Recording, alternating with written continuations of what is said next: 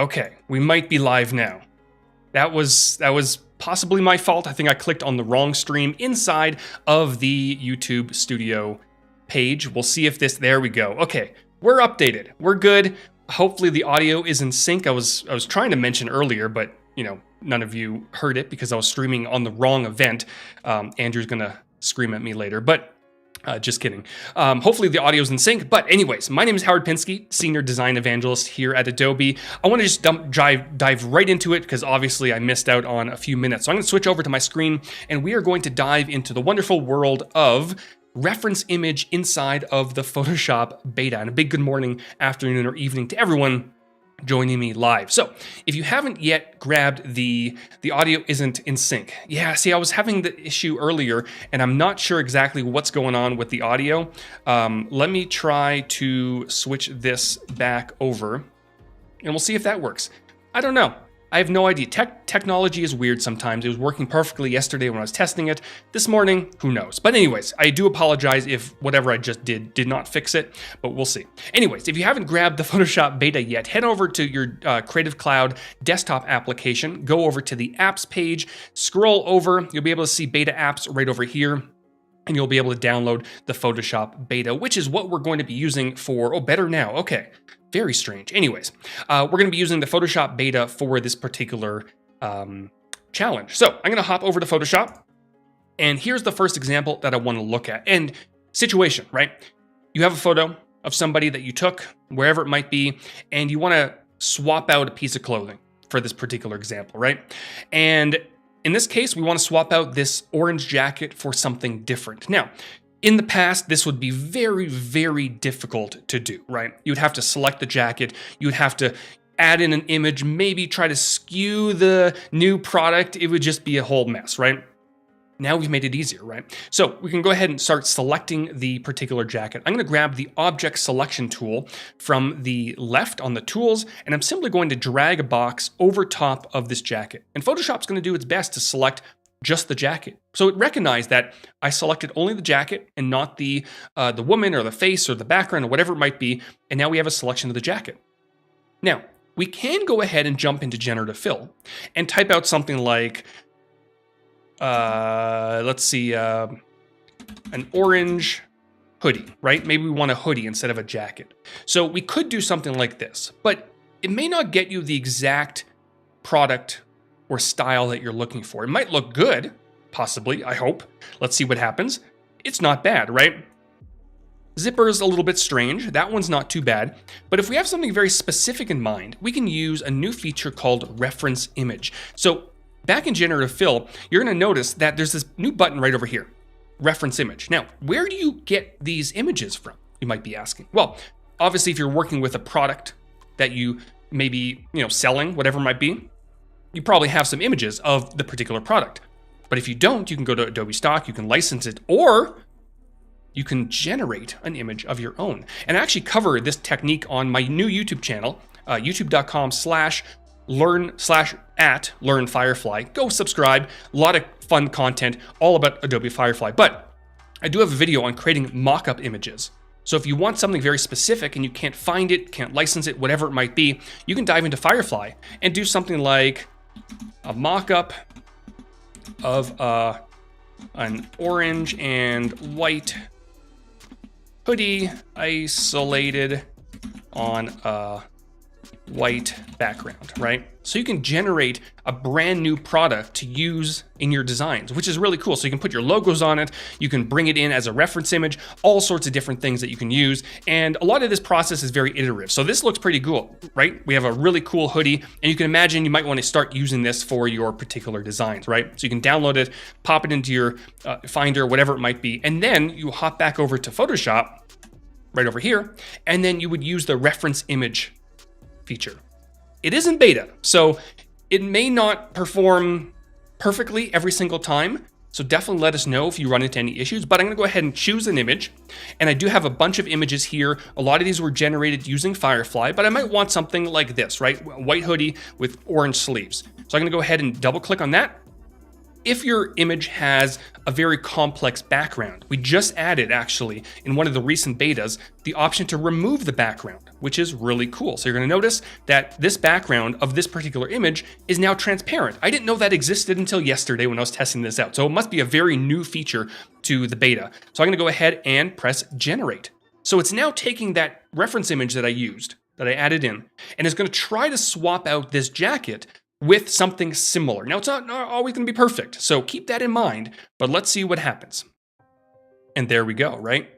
And that's a great starting point. And I think that's the key with this. It may not get you the exact result that you're looking for, but it's going to get you pretty close so that you're saving a ton of time and you can just jump into additional edits. So you can adjust the lighting, the shadows, you can add filters, whatever it might be that you need to do to this particular design, you can now do it, which is really cool. So it makes life so much easier. All right, let's look at another example.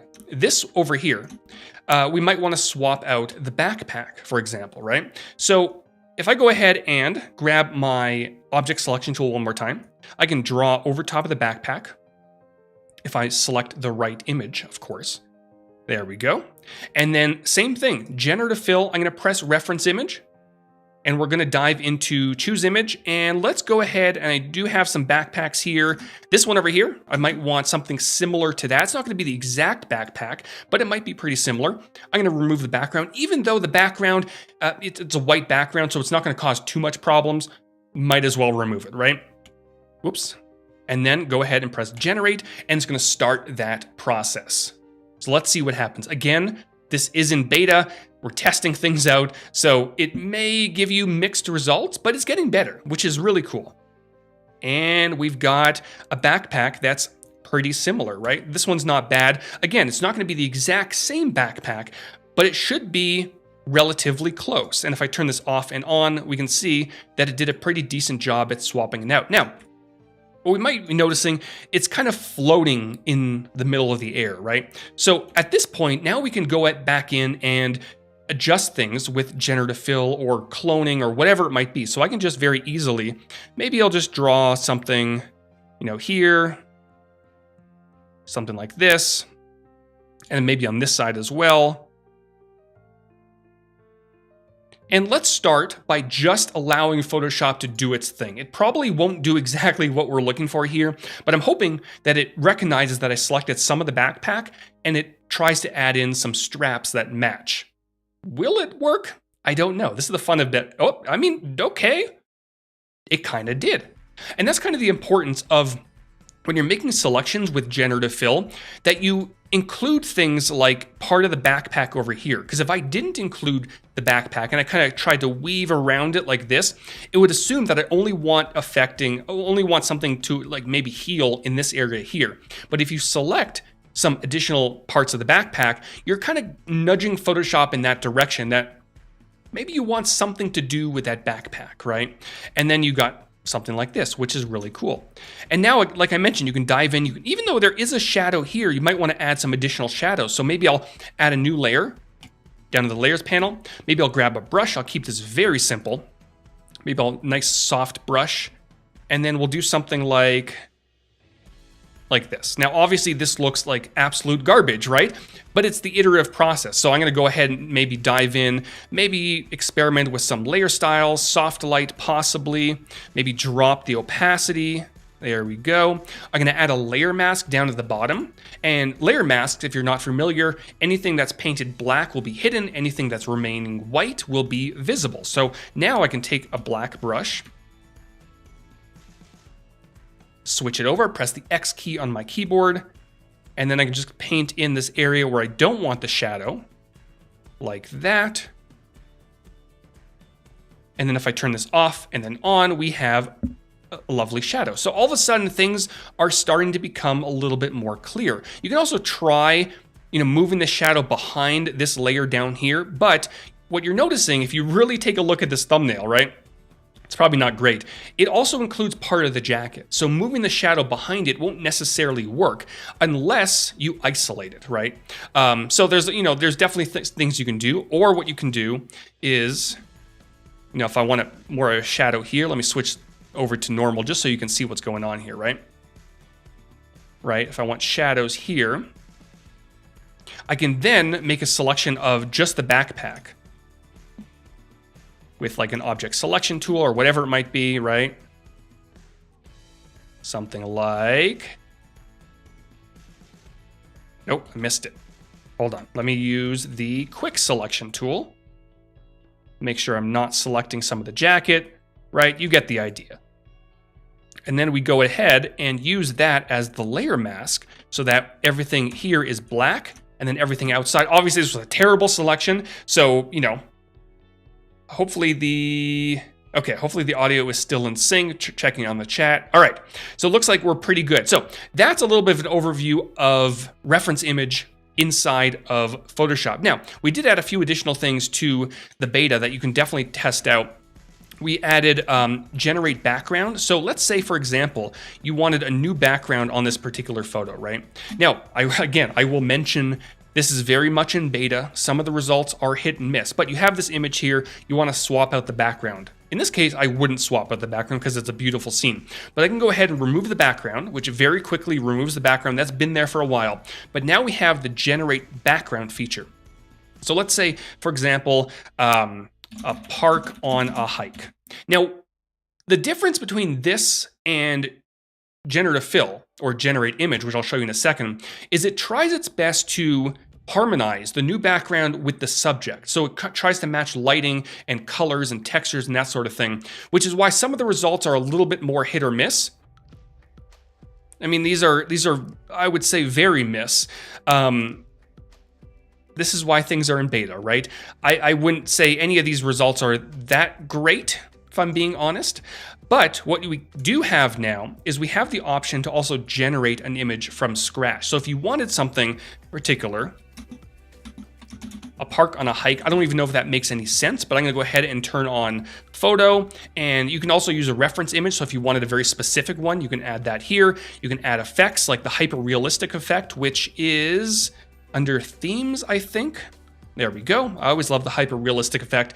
I'm gonna go ahead and generate, and now it's gonna generate a brand new image of a park on a hike, whatever that means, with the hyper realistic effect, but it's not gonna harmonize it with the background, right? It's gonna generate a brand new image from scratch, right? So it might be up to you to then dive in and try to harmonize it after the fact. So those two options are definitely available, but I can go ahead and now and maybe select this image in the foreground, go up to maybe filter, and then down to, let's try the neural filter. There's a harmonization neural filter. So I can turn that on, and this will allow me to select that new layer that I just generated.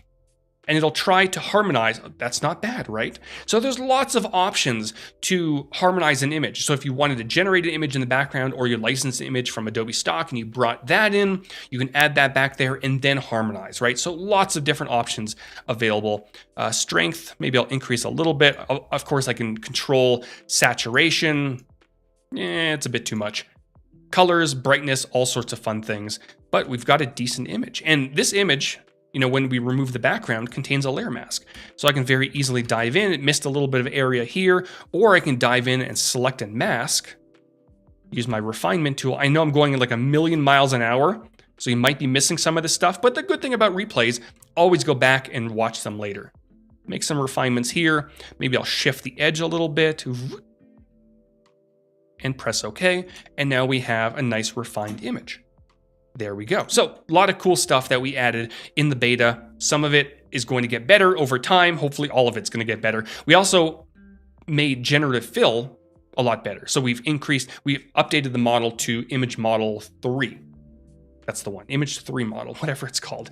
But a lot of cool stuff. Now, one quick example of where reference image may not work that well just yet. Hopefully it will. But let's say, for example, I want to add sunglasses on this image, right?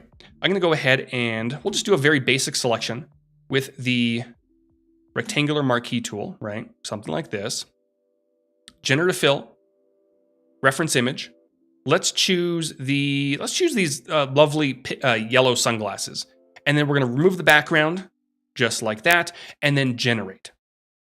Now, for things like this, It's very hit or miss. So I'm expecting this result to not be great unless they magically updated things overnight. But this is the point of betas, right? Things are not going to be, I mean, it's not terrible. It's not the worst thing in the world.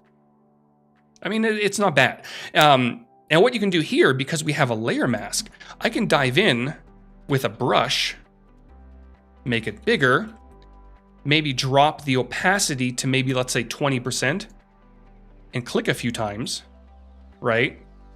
So now some of her eyes are coming through. So we're making it a little bit more realistic. You can add additional shadows. It tried to add some shadows by itself. I mean, it's not terrible, right? But things will get better.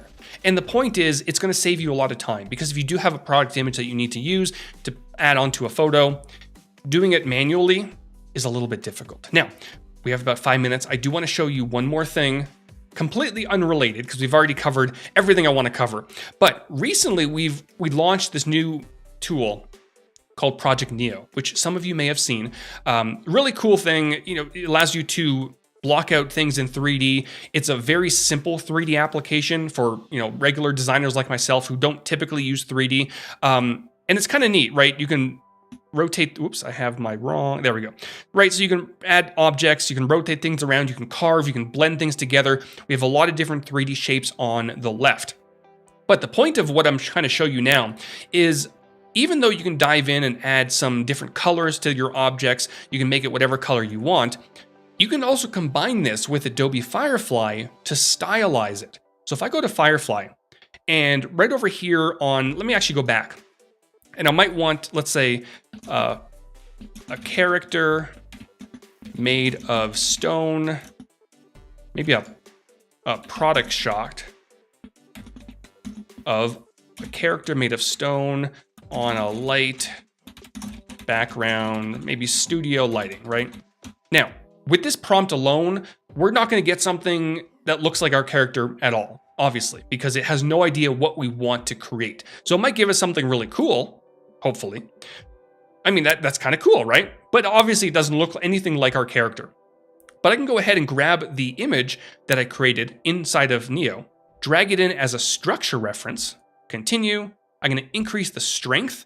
Maybe I'll set this to photo, maybe add the hyper-realistic effect. By the way, I do have a video on this exact thing on my new YouTube channel. But now I can go ahead and generate, and it's going to take the image that I just uploaded as a structure reference, which I created in Project Neo and downloaded to my computer. And the aspect ratio is wrong, so things might look a little bit strange. But you kind of see where we're going with this, right? And I can basically have anything that I want. Character made of meat. Why? I don't know, because I'm strange. But you can do that. So you can start exploring what your 3D model would look like with different textures and materials and that sort of thing. And then you can, this is so weird, but you can do things like that, right? Maybe fur is probably better than meat. I don't want to scare all of you, but these are things you can do. And, you know, I'm really excited about the workflows that these things are going to unlock. You know, being able to model things in 3D without any extensive 3D knowledge, going over to Adobe Firefly and just having fun with this whole process, right? Anyways, so things are going to wrap up. I do apologize for the beginning of this stream. I completely selected the wrong event inside of the YouTube studio, and I think I ruined the next one or the previous. I don't know. I ruined something. I'm sorry, Andrew. I really am. But anyways, that was reference image. So dive into Photoshop, grab the beta, make sure you're in the Creative Cloud desktop app, grab the beta, and test this out. It's a lot of fun. You can obviously use it on various things, not just clothes and not just sunglasses, but you can reference a new background if you want to. You can generate an image like I showed earlier with a reference image, which is kind of fun. So if you wanted, you know, we have a bunch of different images here. Let's actually, while we have a few seconds, we can choose maybe this one here. And then we'll just do portrait of a man. I have no idea. Choose photo, choose this image. We might get a very, you know, psychedelic looking image, and we're going to generate and see what happens. I think it's going to generate over here probably. And it uses the aspect ratio of the document that you're in, which is really cool. Because on Firefly, on the website, you have 3 different I have no idea what just happened here. Okay, I mean, it's not bad, right? It added as the background. I don't know why it kind of pushed it over there, but this is why things are in beta. Things will work, things will not work. Have fun with it, experiment with it, but that's gonna wrap things up for me for today. Again, apologies for the slight hiccup at the beginning, but I hope you all have fun with reference image. Let us know how it works. We have a lot more content coming out throughout today, and I will see you all next time. Thanks, everyone.